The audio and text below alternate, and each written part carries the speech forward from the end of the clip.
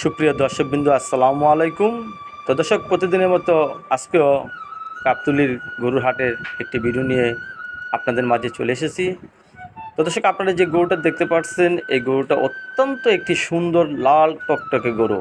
আমরা জানি কুরবানি গরুর ঈদে লাল রঙের গরুগুলা বাচ্চারা সবথেকে বেশি পছন্দ করে থাকে।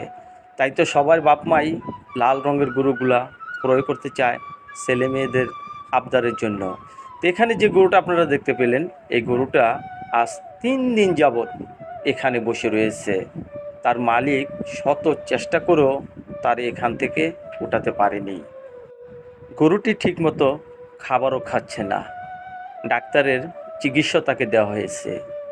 বড় একটি টেনশনে পড়ে গেছে তার মালিক, কারণ এই গরুটি যে তার শেষ সম্বল। কিস্তির উপর টাকা নিয়ে গরুটি কিনেছিলেন এবং কিছুদিন লালন পালন করেছিলেন। অনেক শখ করে গাবতলীর গরু হাটে এনেছিলেন কিছু টাকার আশায়, কিন্তু সেই আশা নিরাশা হয়ে গেল। কারণ 3 দিন যাবৎ গরুটি এখানেই শুয়ে রয়েছে। কোনো ক্রেতা এই গরুর দাম বলতেছে না, কারণ গরুটি কিনা যেমন তেমন, তাকে নেওয়াই বড় মুশকিল হয়ে যাবে। তাই তো বড় টেনশনে পড়ে আছে গরুর মালিকটি। সব ক্রেতারা গরুটি দেখে খুব পছন্দ করে, কিন্তু কেউ গরুর দাম বলে না। সবারই একই টেনশন, কিভাবে গরুটি বাসায় নেবে। মালিকের আরও বড় টেনশন, গরুটি বিক্রি না হলে যে তার সর্বনাশ হয়ে যাবে। অনেকে কম টাকায় বলছে যে তোমার গরুটি অসুস্থ। তাই তো বড় চিন্তায় আছে গরুর মালিকটি এই সুন্দর গরুটি নিয়ে।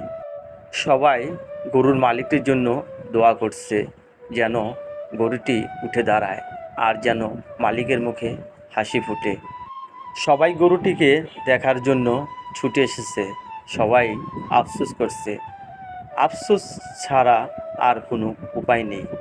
গরুটি খুবই অসহায়, নিরহ হয়ে এখানে বসে রয়েছে। তার যদি বিন্দু পরিমাণ শক্তি থাকতো তাহলে উঠে দাঁড়াতো। আমার মনে হয় তার পায়ে কোনো বড় ধরনের সমস্যা হয়েছে। যেহেতু অনেক দূর থেকে জার্নি করে এসেছে, ট্রাকে ওঠানামা হয়েছে, হয়তো পায়ে প্রচুর ব্যথা পেয়েছে। আমরা দোয়া করি গরুটি অতি তাড়াতাড়ি সুস্থ হয়ে যাক, মালিকের মুখে হাসি ফুটুক।